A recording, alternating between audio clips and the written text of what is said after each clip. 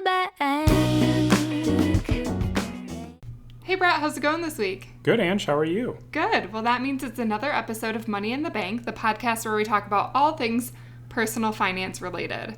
And I come up with fun trivia questions each and every week. And this week, I came up with 2. Or maybe only for this week, and then never again.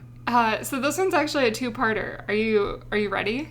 No. According to a recent CNBC article, what is the target number that Americans should hit for retirement? I said no. Well, I don't know. Probably that they should hit 65. 65 years dollars? old. Oh, not age? What are we talking about? Dollars. What is the target balance that they should have, that a retiree should have to say, I can retire and I will be okay for the rest of my life? Oh, so again, that depends on what age they're going to retire. So I'm going to say... We're going to say retiring at 65. Okay, so I'm going to say probably 1.5 million now. You're really close. 1.7 million. Okay. Well, it's higher than it used to. Okay, because, back when my parents were aiming for retirement, it was like $1 million, right? That was like what they were shooting for, I think. And then it got a little bit higher, and it's got a little bit higher. Now it's over 1.5. Yeah, and so it's definitely personalized, too.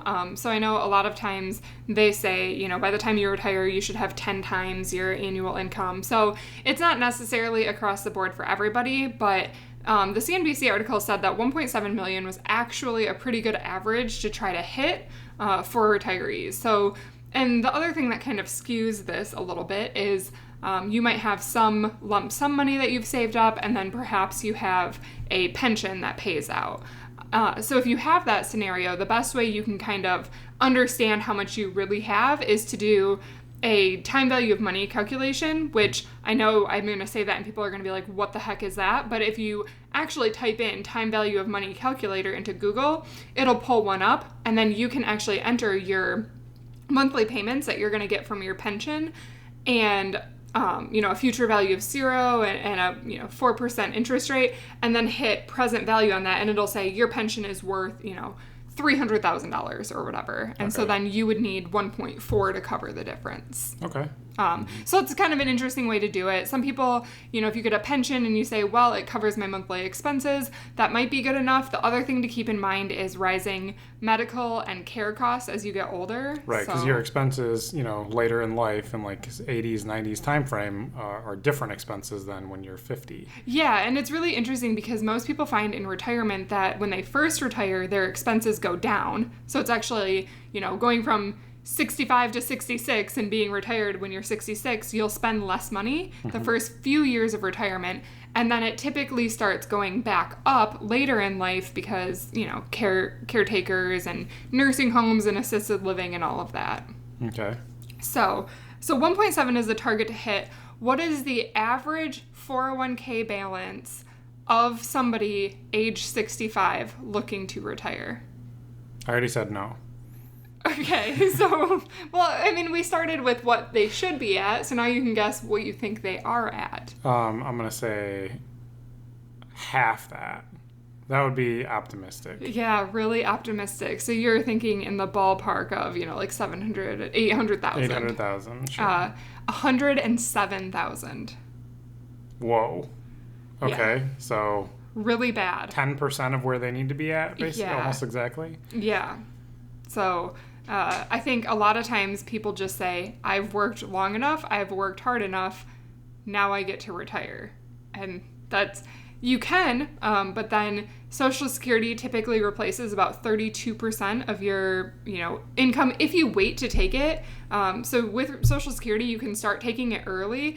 The optimal strategy for most people is to actually defer it as long as you can. And so don't take it when you're 60, wait until you're closer to 70 right, if you can. Because the later you take it, the more they give you per year. Yes. Yep. And when you do an expected value, even though you're like, well, I'm getting it earlier, so I have money longer, it actually the math works out better typically to take it a little bit later. Okay. Unless you're super unhealthy and you're going to die when you're 75.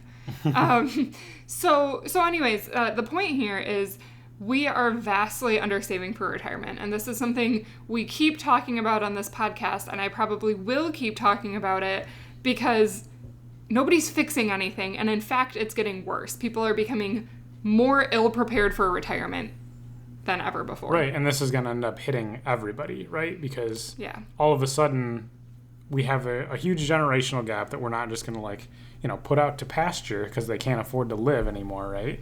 So put them out to pasture. Somebody has to continue paying for this, and that's going to all trickle down to especially new income earners that have a lot longer to pay that back, right? Recover the costs that they're being charged for the increase in Social Security fees, or the government's going to cover the cost, and then everybody else in the country is going to be paying for that. Yeah, that's the people aren't coming up with the money. They can go work at as Walmart greeters, but we can only have so many of those that are in their 90s, right? Standing there just smiling at you when you walk in the door. But that's probably not realistic for a lot of people in that demographic. They're not walking around as much. They're not able to get around. They can't drive anymore. Very late in life. Right. So they just have to forfeit all their money and go into a nursing home. Is that how Medicaid works? Yeah, that's basically how it works. They will basically take your assets, or spend down your assets every month that you're on it until you're kind of at nothing, and then you'll be taken care of. But until you get to that point, it's.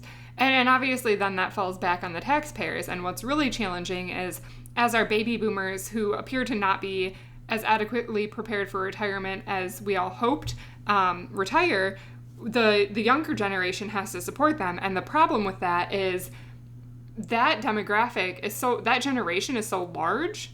And so the working class is shrinking. So that's where you really have this problem. You have a compressed working class, and you have an aging population, right? So the average age, and I don't want to give specific numbers here because I'll be wrong, but let's say, 50 years ago, the average age of the population was in the 30s. And now it's, more in the 40s. Well, that just means that we've aged 10 years up, And so that's not just a problem for America. That's a global issue that we're having. Mm-hmm. So I wanted to talk today on the podcast about, what do you do when you don't know if you're prepared for retirement or not because you just ignore your finances completely?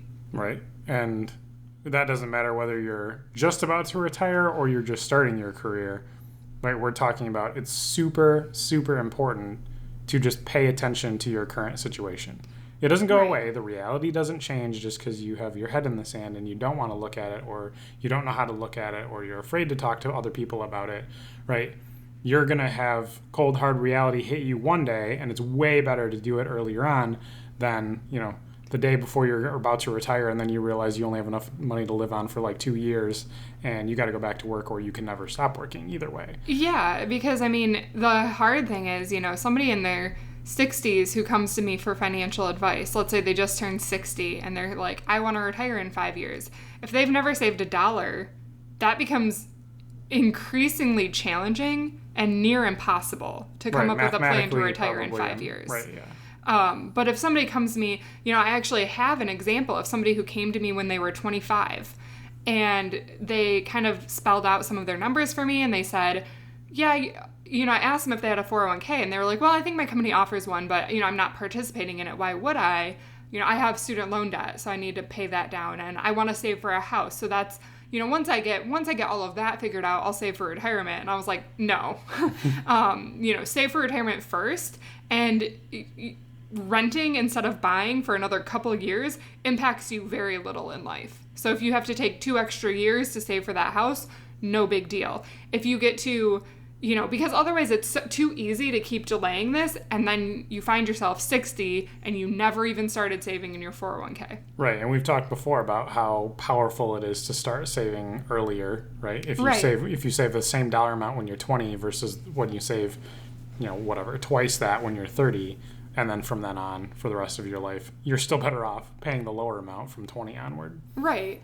And a really good baby step, if you are new to this and you've never saved for retirement before, start to get your company match. First of all, if you have a company-sponsored 401k and they offer a match, whether it's 3% or 6% or anywhere in between, just start doing that amount. Mm-hmm. And don't do more. You don't have to start with doing more than that. We've talked in other podcasts about how to slowly ratchet that up, but if you're brand new to this, just start with the lowest amount. And you won't even really notice that much more coming out of your paycheck. Because the beauty is, if you've never paid attention to your finances and you just charge what you want and you're scared to even know where you really stand or what your savings are, you have already learned how to adapt to just like kind of doing that paycheck to paycheck cycle. So if your paycheck's just a little bit lower, you'll just adapt down to that spending level. Right. So that's your superpower, right? Yeah. For people in that situation. But we really want to talk today about, mentally, how do you shift from going from being afraid of finances completely, like almost paralyzed of talking with anybody else about finances, or being embarrassed about your finances, or that you have never saved for retirement and you're 40 years old and you don't want to talk about it because, you're ashamed, more or less. How do you get on the right track? How do you change your perception? How do you change your mental state to say, this is okay, I need to talk to somebody about this, I'm in trouble, or, I don't know that I'm in trouble, or, I just think I'm okay, but just I need to do a double check and just get it out on the table and just like validate that your math is sound for the rest of your life. Yeah, so here is where knowledge is really power. So I would say the first step if you're afraid of finances is to open your mind up to being educated. So this could come in the form of podcasts, this could come in the form of starting to read different articles online. And really powerfully, I think, especially if you're in your 40s, 50s, 60s, and you've never really paid attention to your finances, that's where I really recommend meeting up face-to-face with, a financial planner or somebody in the personal finance industry. There's financial coaches, there's, financial planners, and I know every city that we've ever lived in, there has been an option that's free to go and just get like a budget checkup. And they exist to help get you off on the right foot. And I think the other thing to realize is that when people do this professionally, or when people have seen a lot of cases, nothing about your situation is going to make them be condescending towards you. They're not going to judge you. Their whole job and their whole passion in life is to help people like you figure out how to get out of the hole that you're in and get onto safe land, basically. Right, because they've seen a lot of weird situations. You're probably, as bad as your current situation is, it's probably not as bad as other people that they've already talked to, right? There's a lot of really bad situations out there, right? So you don't have to be afraid of like being the worst of the group. Right. And even if you were, right, they're going to handle it appropriately. They're designed to be professionals in this space. And right, I agree. I think that's one of the few areas where I would highly recommend a financial planner would be a strong benefit to help get people on the right track that don't know where to start. Yeah, and definitely when you're looking for a financial planner in this space, I really recommend making sure you find one that you're comfortable with. So if you talk to somebody and they're like, oh no, I only take on clients that are worth $1 million, like that's not the one for you. And they're trying to sell a product, basically. And so they're targeting this elite class of people because they make more money. That's just the reality. So what you want to do is you want to, like I said, either find a resource in your city that offers free, consultants with financial coaches, or find a personal finance planner who at least meets with you the first time for free just to get to know you, because that's for them to get to know you, to understand your situation a little bit more, to see how they can best help you. And that's also for you to make sure that you're comfortable with that person, because talking about your personal finances with anybody can be intimidating or tricky. So you really want to build that relationship and make sure you're comfortable with whoever you decide to move forward with. Mm-hmm. And having that conversation, even just like whether you decide to move forward with that person or not, they'll give you a bunch of ideas for where you need to look at, what information you need to look up if you aren't familiar with it yourself, right? Which you probably are not. And maybe talk with 2 or 3 people and see which one you click with more. Right? Exactly. And you having that conversation a couple times, you'll pull more information from each of those people. One talks about something else a little bit different way. One has a preference over different ways to save in different vehicles and how to get out of different problems maybe a little bit differently. And so you'll resonate more with one of those people than the others probably.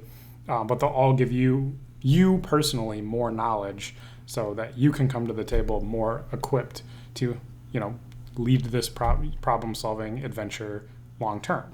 Because you ultimately own the solution to this, right? They're just here to help. Absolutely. And I think, the big thing here is it can be difficult to get started. And I really think educating yourself and having more knowledge is the key, because it helps you make better decisions and it helps you move forward instead of being nervous about money or having to check your bank account all the time because you don't know if you're going to overdraw again, or feeling nervous of like, am I ever going to be able to retire? You at least know the answers to those questions, which is super powerful, right? Because once let's say you go in and you have your first, chat, and they say, yeah, I can see why you are hesitant because things maybe aren't as rosy as they could be. And, right now you would have to keep working until, let's just say, age 77 or something like that. Then at least you have the tools and the knowledge to sit down and say, okay, I want to retire sooner. What can I do? What can I change? And that's what becomes really powerful, because instead of just ignoring it until it's too late, the sooner that you're willing to face your fears and face, the financial picture that you have, the sooner the power goes back into your hands to make a different story. Right. And then that sets you up to make, one small decision first, and then a couple more decisions, and then you can turn it back, right? And then before you know it, you retire 20 years early, right? Yeah, exactly. 1, 2, skip a few. And I think, the big thing too is, so I will say another good step to take early on is to figure out what your ideal situation would be like. So what age do I want to retire? What house do I want to have? What cars do I want to have? Dream up whatever you want, and then understand that you might not get it all. You might have to make some compromises. But I think some people, when they ignore their finances, say, well, I just want this car, so I'm just going to buy it. And I just want this house, so I'm just going to buy it. And before you know it, that's how you end up in $80,000-$100,000 of debt. Right. That you can't afford to pay because you're living a lifestyle that you can't afford. And that can be the hardest thing to turn off, because when you're used to living a certain way, you don't even know that there's another way. Right, exactly. You're afraid to change your behavior just because it's comfortable, right? And so, yeah, that's what I mean by one small step at a time to tweak those things back. Don't have to get a new car every year. You don't have to lease cars just because you've always been leasing cars, right? Like, everybody does something different every day. Whatever you could do, somebody else is doing, and they're doing it successfully, right? Or something, right? Right. So don't be afraid to dip your toe in the water, and because you're not the first person to go down that road. And I think that's where it's also really helpful to have friends and associate with people from different walks of life and at different income levels, because you can very quickly see that people can live a happy, meaningful, successful life really at any income level.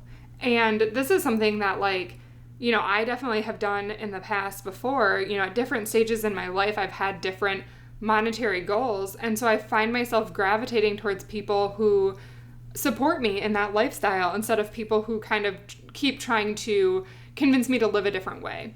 And so I guess that another way, this can be really hard because this lifestyle tip kind of compounds on itself. So if you buy that fancy house, then you're living around people who typically just all live in big fancy houses, and they just all spend more money. And so then you don't want to check in and see where your financial picture is, because you don't want to admit that you can't keep up with the Joneses. Right, because if you're sitting down at dinner one night and you're like, hey guys, I ran through the numbers, and everything that we're doing is unrealistic and not sustainable, right? That's a tough dinner conversation to have with your neighbors.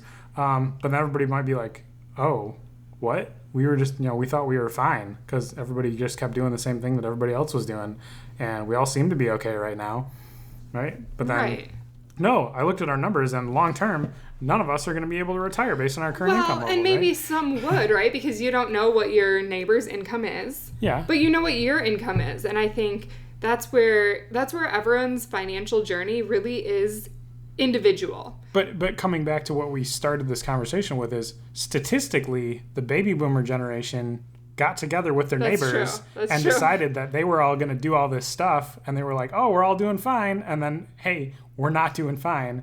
We have $170,000 for our retirement. $107,000 for our retirement, and we're supposed to have $1.7 million, and oops, right, shouldn't have bought those 3 extra houses when we were 40, 60, and, or 30. all the cars, or, paid for their kids' college. Yeah. That's a huge one. So, I mean, yeah, there's a lot of things that, it's make sure you can afford to do these things instead of just saying, well, I'm going to do it and I'll figure it out later. Because later will catch up to you someday. And I guess if it doesn't catch up to you, it catches up to us because we have to pay for your nursing home stays. So, well, the people that continue working and aren't retired when they're... Well, that's what I'm saying. Our tax dollars go to pay for somebody's nursing home stay. So, mm-hmm. So other than a financial planner, right? Because that's a tough barrier to entry for a lot of people mentally. Right. I know a lot of people that would just be like, they would just shut down if they had to engage with another human being about the situation before they were a little bit more comfortable with it. So is there a more gentle first step that they can, do on their own to help be a little bit more prepared? So I actually have 2, I guess, other tips here. So if you're not comfortable going to a stranger to talk about your personal finance, find a friend who appears to be frugal and good at saving money, or has talked to you about. So we all have those friends that we can actually open up to a little bit more about our personal finance situation. I know I've always had those friends. I've always had the people that I'm like, hey, how much are you saving for an emergency fund? Or, hey, I just started working and I'm 21. How much are you saving for retirement? We all have those people in our lives. So sometimes it's a little bit easier to just grab coffee with a friend, somebody you already know really well, and say, not even specifics, but can we just talk about, are you comfortable sharing what you're doing to see if I should be following some of that advice too? Mm-hmm. Because I know that's worked well for me in the past. And then I think another good thing, if you don't even want to have any human interaction yet, because maybe even that seems intimidating, is just start kind of doing what you're doing. If you're listening to this episode, you're on the right track. Right. So educate yourself. You can listen to podcasts. You can go on YouTube, and there's tons of people on there who talk about finance. Who give both good and bad advice, but yeah. Yeah, good and bad, definitely. And there's blogs out there. And I would say one of the better things to do outside of just, YouTube or blogs, because as Brett said, the advice can be good or bad, go to your library and check out a couple personal finance books. I can actually, when I write up this post, in the notes, I'll put a couple books that I personally recommend in there in case you want a couple suggestions. But you can just simply pick up a book and start reading it. The nice thing about books versus just online articles is they're typically a lot more thought out and researched than Joe Schmo going online and telling you, what his opinion is of something. Right. But I think step 1, even before you can process any of that information, and probably the first couple chapters of any of the books too, is to identify where you're at. Yeah. And that's get out, Excel or a piece of paper and write down what is all the money you have in all the different accounts, and do you have a 401k, and is there any money in there, and how many savings accounts do you have, and checking accounts, and where's all this stuff at, and then, that's column A. And column B is what are all your expenses, right? And so monthly expenses, annual expenses like taxes, right? Or semi-annual expenses like taxes that are winter and summer, for property taxes, and annual taxes for, when April 16th rolls around. Yeah, if you owe income tax, yes. Yeah, for income tax and all that stuff. So just figure out, what all your utilities are, what is your phone bill, what is everything that you do when you pay stuff out. And then, column C is a little bit more of a, here's the stuff I didn't need to spend money on, but I did spend money on. And just track that for a month, right? Or look back at your credit card history and what you bought stuff at. We always recommend using mint.com and tracking stuff over time, because then this stuff is all done for you automatically. And you just plug in the numbers, and then it shows you the charts and graphs and all the stuff that you need to do. But that's the baseline. Just start with there so you know where you're at, and everybody will be able to help you from that point forward. Yeah, absolutely. And I think what gets really challenging is when people come back and they say, well, how do I even know where I'm at? Or how do I even know if I have a 401k?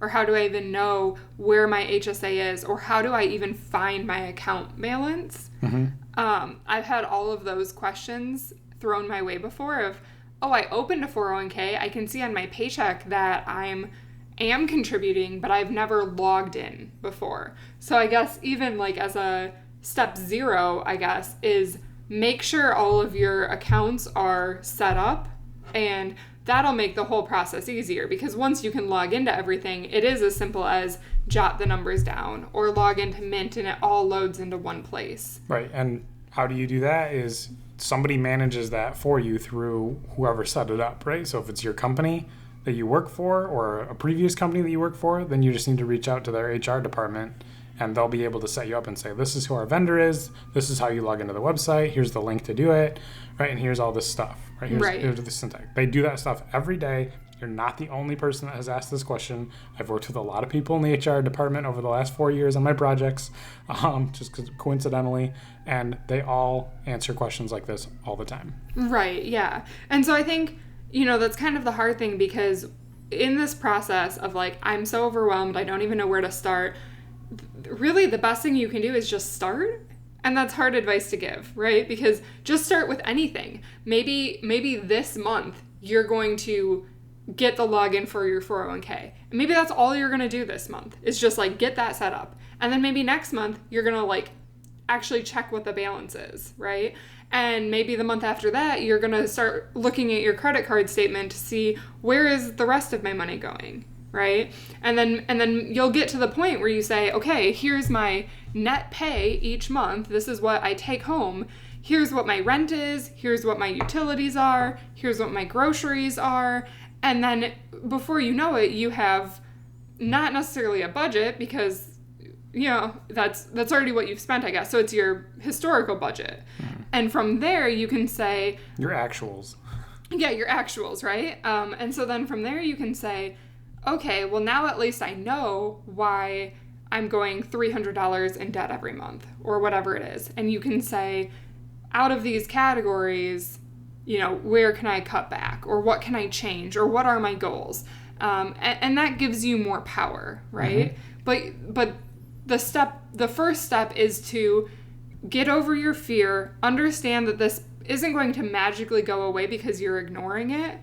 It's, in fact, probably only going to get worse. And just start somewhere, wherever you feel the most comfortable. Maybe you're the most comfortable logging into your bank account and just seeing what those numbers are. Wherever that is. I know logging into a credit card might be overwhelming if you have a large balance, right? So just start somewhere and start making baby steps. Make progress in some small way each and every month, and then before you know it, you're going to get to the point where at least you have a grasp of what your financial picture is. And then from there, another big thing is to stop making excuses and start figuring out how to move forward. Right, because once you write down whatever that balance is, like say like a large credit card balance, if you write that down, that's the first step on your attack, right? So you now are no longer afraid of it once you write it down, because the next thing that you write down is how you're getting rid of it. Right. Right? It's here are the things that I can cut back in this other column. And like all of that is going to go toward that credit card debt, right? And so like boom, and then you're attacking it every month, and it's going to get lower and lower and lower, and it's getting less and less scary until it's gone. Yeah, it actually, the way you said that just made me think of that old Atari game where you had like the blasters at the bottom of the screen, and different size asteroids would fall down on you. And I think that was Space Invaders. Maybe, and then some of the asteroids were so big that it took like more than one shot. Mm-hmm. But like, yeah, you just kept chipping away at it. And then, like, sometimes they were so big that you were like, it's going to kill me before it gets to the bottom of the screen. And if you froze, right, if you just did nothing for 10 seconds, and then, you tried to attack it halfway down the screen, you weren't going to get it. But if you saw it at the top of the screen and you were just like, I'm just going to try, you always got it before it crushed you. And that's kind of how credit card debt is, right? So if you ignore it forever, it's not going away. And the difference between credit card debt and Space Invaders is the asteroid wouldn't grow as it came down the screen. It would stay the same size. But if you ignore credit card debt, it's like it just balloons, right? It just inflates to be this huge number that becomes so intimidating, where if you can catch that early and you can start chipping away at it, before you know it, it is gone. And I think the most powerful thing about figuring out what your debt is and then coming up with a plan to get out of debt, and I speak on this from personal experience, is you learn so many skills in life by attacking debt and paying it down and getting rid of it. And those skills never ever go away. And then you have these like awesome frugal muscles that just sets you up for success from once you decide to pay down that debt until for the rest of your life, you're just like on this path to success. Right. And it's awesome. So if you have debt and you can get to the point where you pay it off, you are in so much better shape than everybody else. Right. If you can get your finances together and understand that here's your itemized list, column A, B, and C, and you've got it down, you're already ahead of probably the majority of the baby boomer generation who doesn't have any retirement. Right. So, and that's good because, our taxes are going to go up so that we can pay for all of their stays in assisted living. Right. If you talk to a financial planner and everybody wants to have a conversation of, I sat down with them and they said my finances look great and I'm on track or I'm ahead of schedule, right? Everybody wants that to be the case. But statistically, that's not going to happen, right? Right. Statistically, the people... And it might. I think somebody listening to this podcast, you're probably already above average of people who care, right? Mm-hmm. So to even take the first step and to turn on a personal finance podcast, it means that you're above average. So you could very well go to a financial planner, and the really fun thing about going to a financial planner is a lot of times they can come up with creative solutions.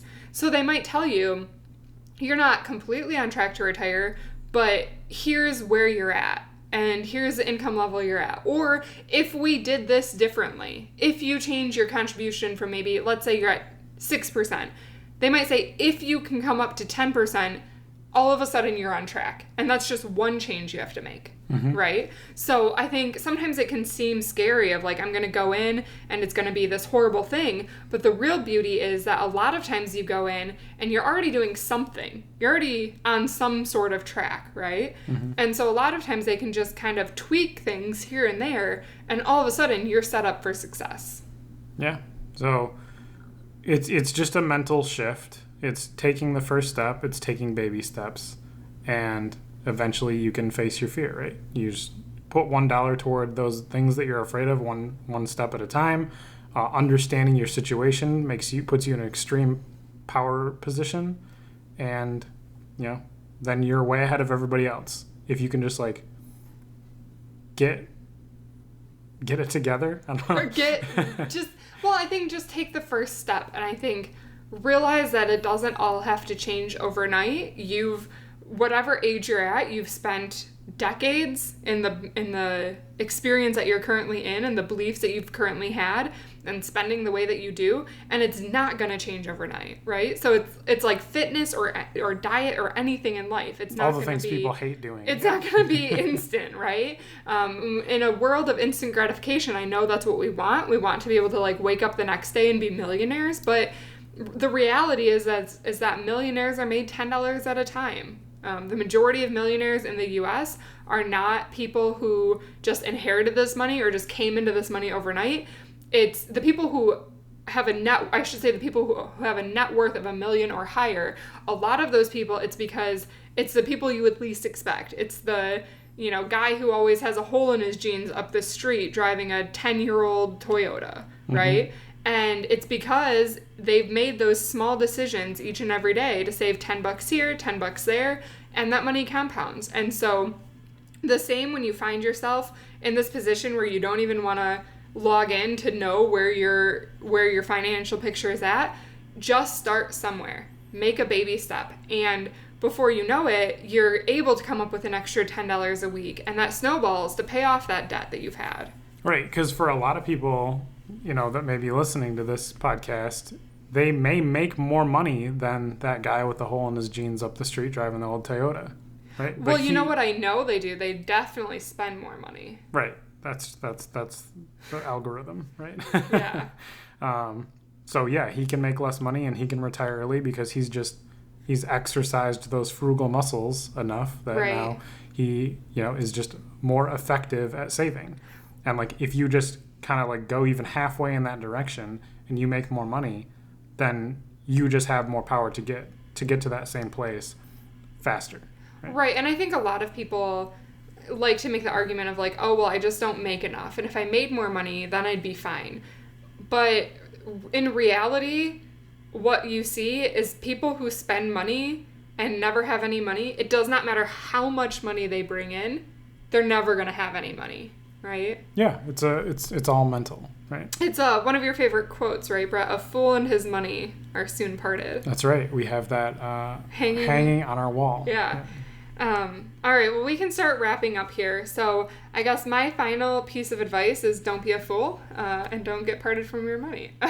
No, so I guess, really my final piece of advice and my big takeaway from this episode is I know it can be scary and I know it can be overwhelming. And I know that most of us, especially those of us in our, mid-20s and older, we were not educated about personal finance the way that we should have been. I know more schools now are trying to implement personal finance courses, but that was not a thing in my childhood education. And I think the key that we need to realize is the number one thing we can do to improve our situation, and this applies for financial picture, but really just our situation in life, is seek out knowledge and seek out education and learn. Almost everybody that I work with struggles with their personal finances. I hear them talking about it all the time. Like, their wife lost their job and now they're really struggling to make payments, or they, have a lot of kids, or they don't have a lot on their retirement or savings and they don't know even what that is or how it works. And the people that are in that office, right, the same office, it's the people that are set up and seem to be handling that more, just made a decision earlier on in their life to understand that, stuff.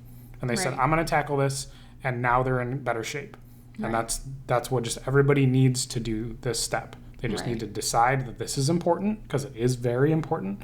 It's one of the most important things that they can focus on in their life at some point. And the earlier you do it, the better off the whole rest of your life will be.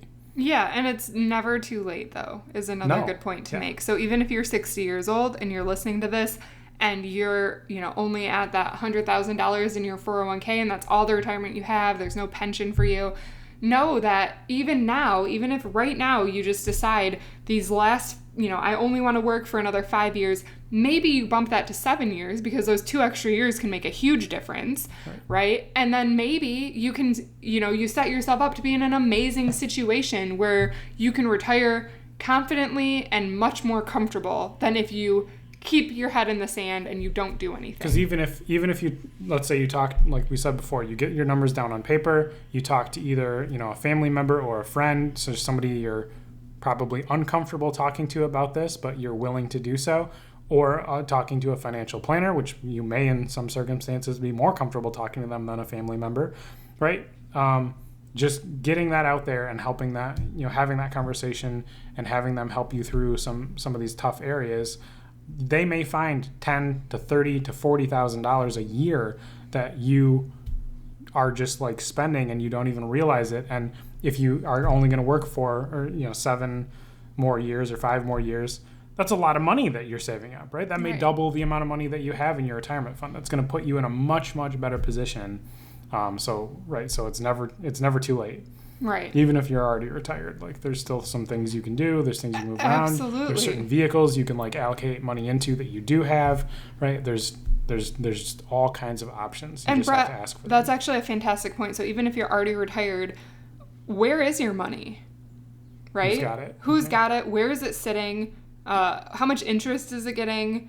Is that the best vehicle for you? Should you consider an annuity? Should you consider an investment vehicle? Right. Can you protect your money from the nursing home? Right. Because if you put your money in certain vehicles that are at no cost to you, basically to do so, then the retirement, like the nursing home can't take it.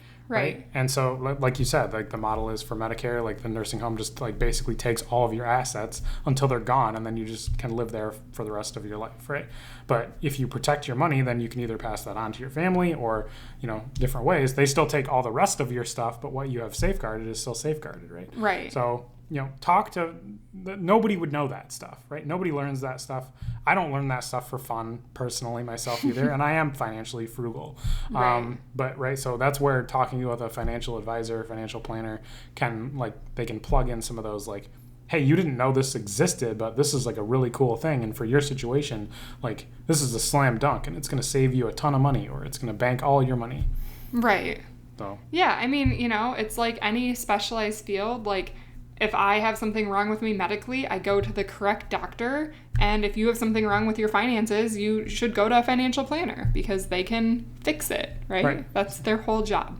All right. So I think we'll wrap this episode up. If you have any questions, or if you want somebody to take a look at your numbers, I'm always happy to do that. You can email me. I will drop all of my contact information in. And thanks so much for tuning in this week. Hey guys, thanks for tuning in to this week's episode of Money in the Bank. Make sure to subscribe to us on the iTunes or Stitcher app so that you get weekly alerts every time we post a podcast. Or if you want, you can visit my website, moneyinthebankpodcast.com. And if you want to reach out with any questions or further comments, please email me at Angie@moneyinthebankpodcast.com. I look forward to hearing from you. Money in the bank.